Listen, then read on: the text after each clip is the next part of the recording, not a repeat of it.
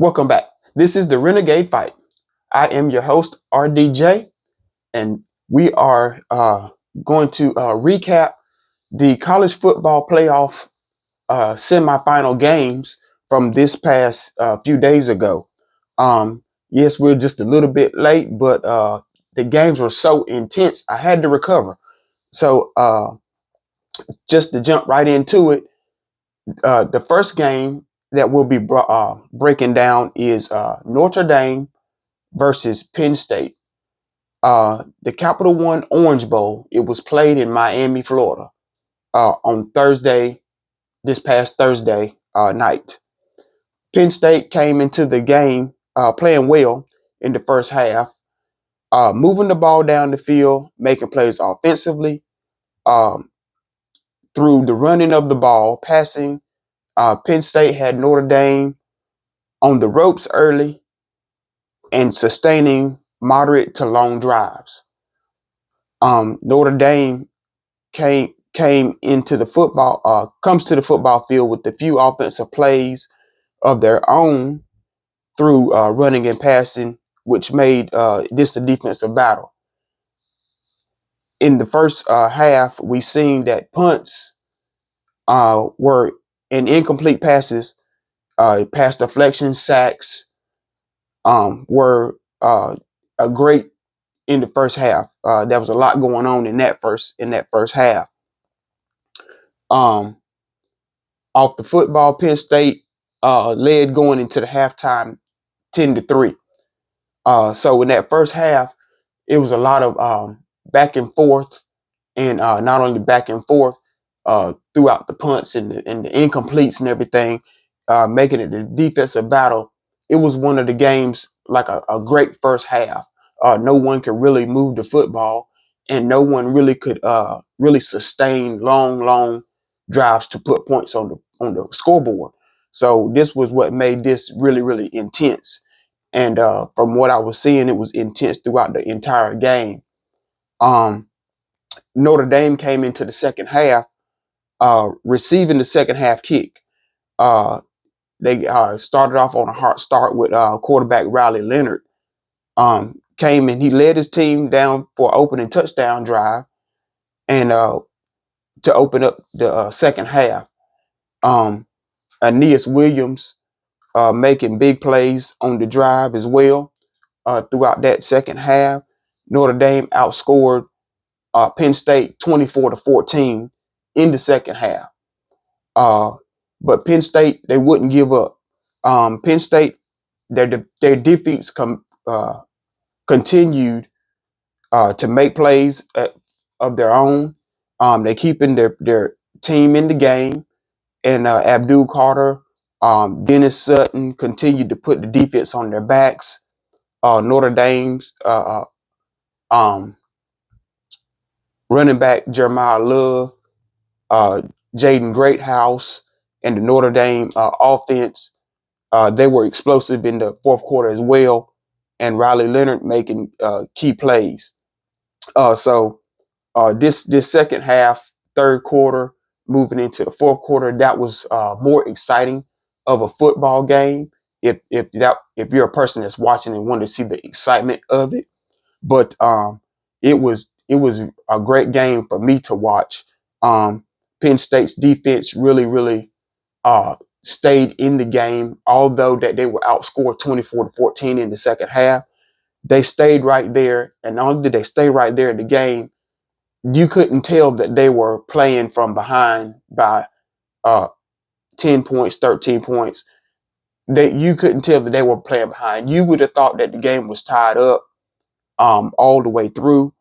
And that's how dominant the defense for Penn State was against Notre Dame. Notre Dame could move the football, but it wasn't 10, 12 play, 10, 12-yard plays at a time that Notre Dame could do. They had to drive the ball down the field to actually score and get scores. Notre Dame started to grind the clock out um, with 33 seconds to go because the game was just so tight, and the possessions was changing field for both teams. Um, So Notre Dame started to grind the clock out late in the fourth quarter for kicker Jeter to go ahead and make a game-winning field goal. And as they made the game-winning field goal, it made the final score, 27-24, and Notre Dame wins the game. So this was a good defensive battle all the way through. I didn't really think that the final score would be so high, 27-24.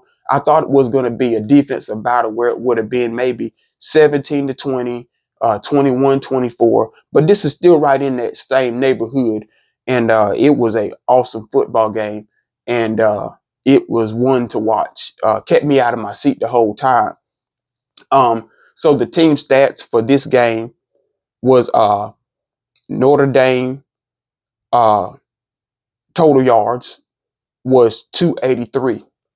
Penn State was 339. Passing yards was 267. Penn State was 135. The rushing yards was 116 for Penn State. I'm sorry, for Notre Dame. And 204 for Penn State. Yards per play was Notre Dame, 5.2 yards per play. And Penn State also 5.2 yards per play. The first downs were Notre Dame 23 and Penn State 20. The total plays was Notre Dame 73 total plays and Penn State 65 total plays. It was Notre Dame 4 punts throughout the game and Penn State 5 punts in the game.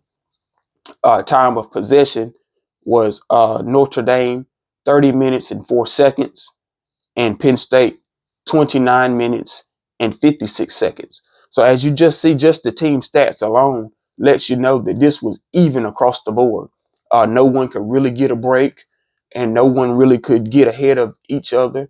The only thing that got the score, far as a winner was because of maybe a turnover here or there or a big mistake here or there. And I really didn't see a lot of that. It was just a tight ball game. Leave it all on the field, and let's see who's the winner going to be.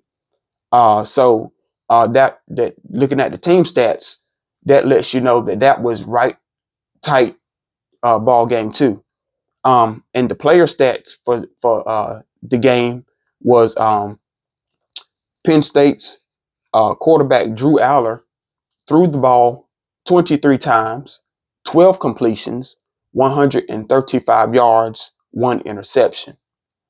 Rushing, Singleton, 15 carries, 84 yards, 3 touchdowns.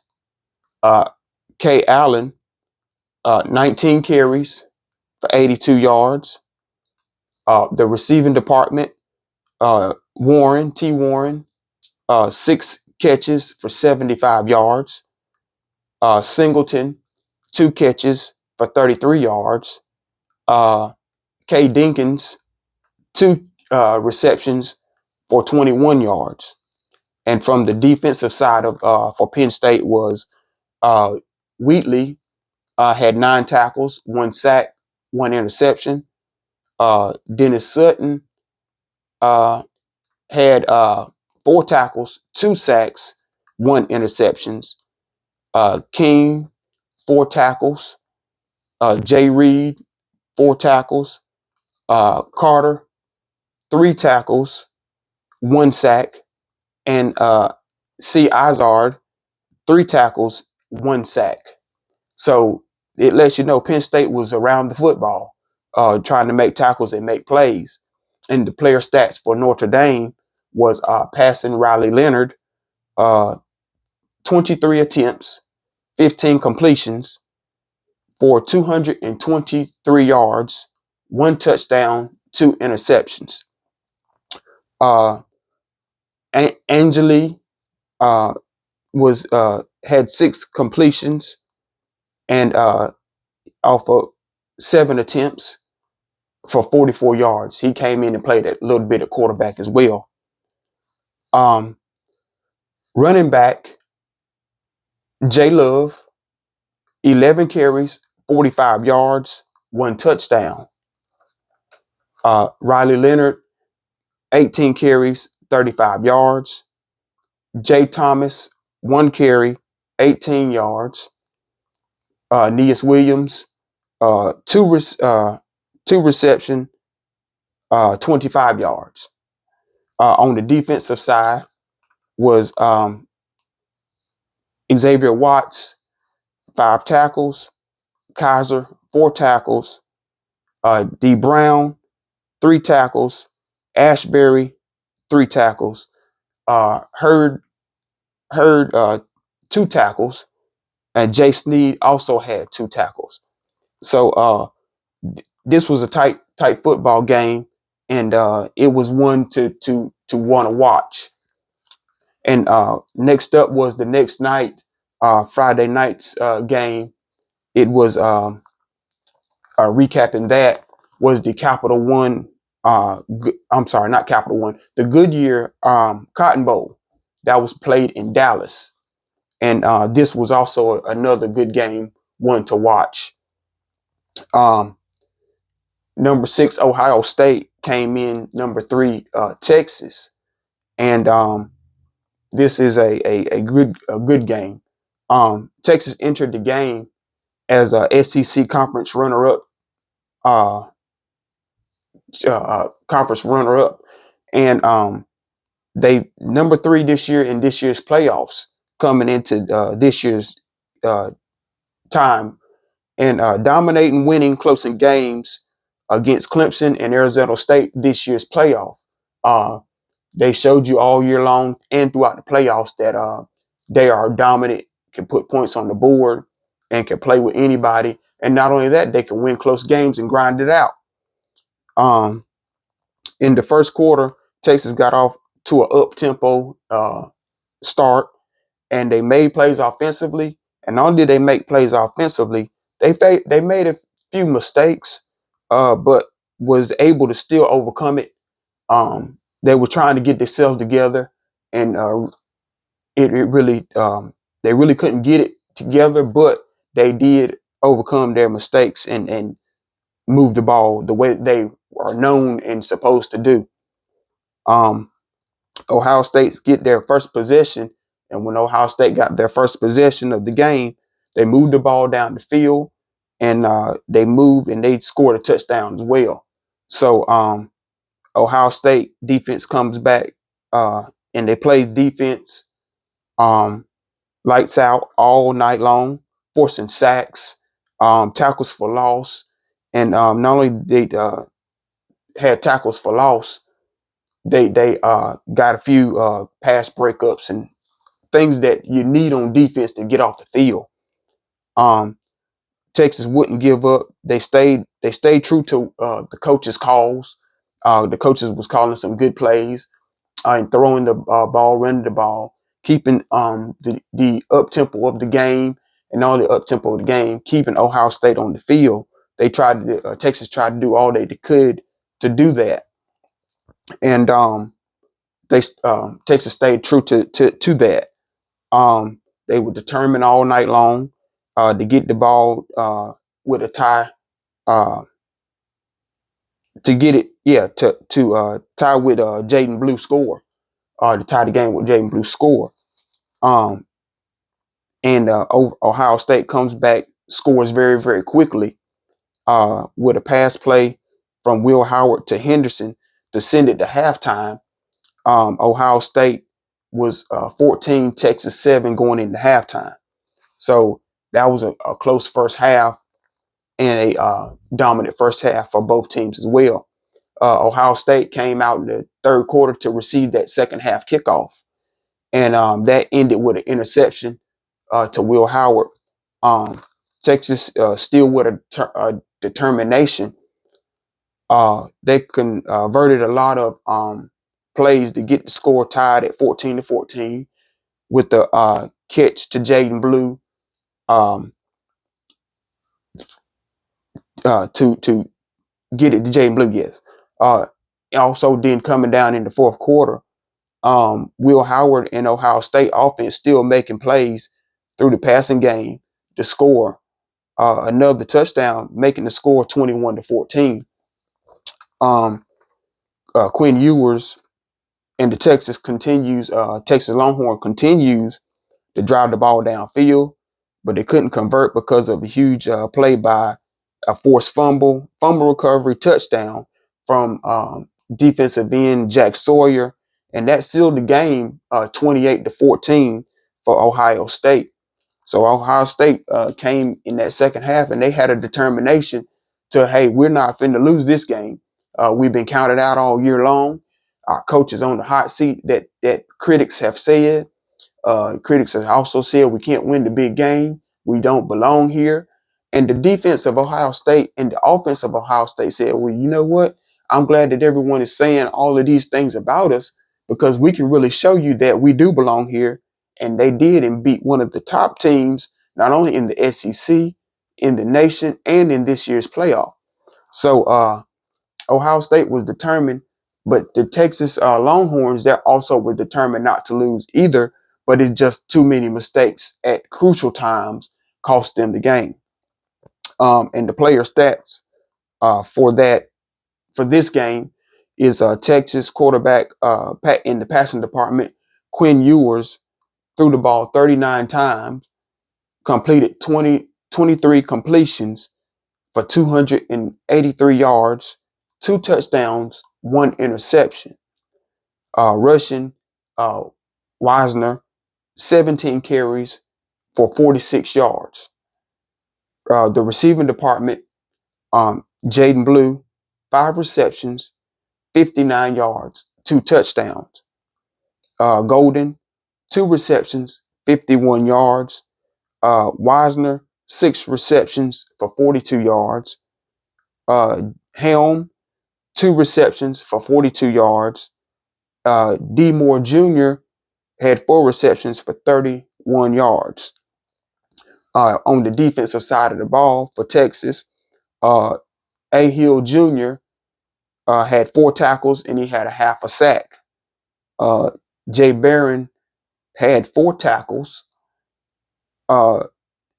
Makuba had 3 tackles. Taffy had 2 tackles.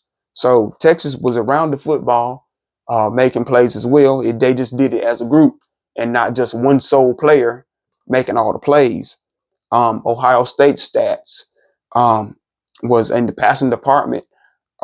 Will Howard threw the ball 33 times, 24 completions, 289 yards, 1 touchdown, 1 interception.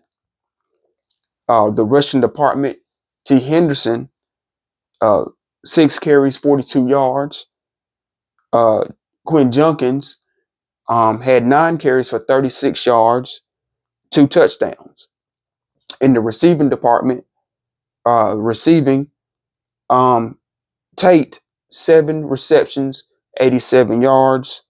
Henderson, 1 reception for 75 yards with a touchdown.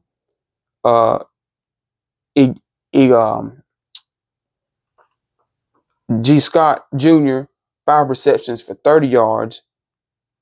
Igbuka, 5 receptions, 51 yards.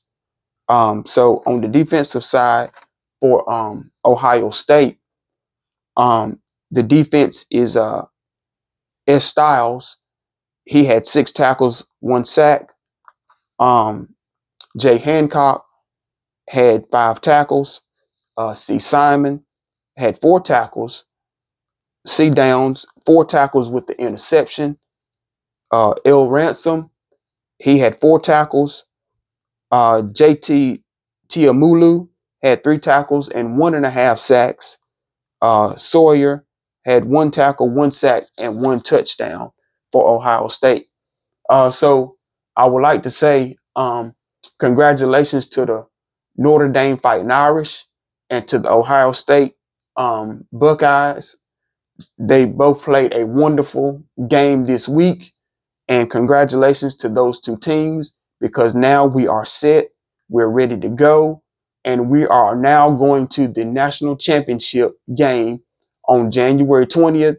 Game will be played at 7:30. and the game will be in Atlanta, Georgia. You'll hear more about this breakdown and this intro of the game coming up next week and for next week's game.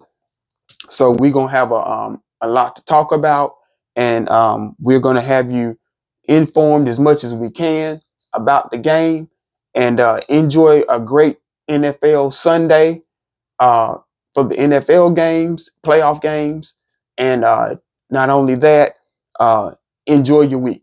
So I encourage everyone, like, share, subscribe. This is the Renegade Fight. I am your host, RDJ. Fear the Spear.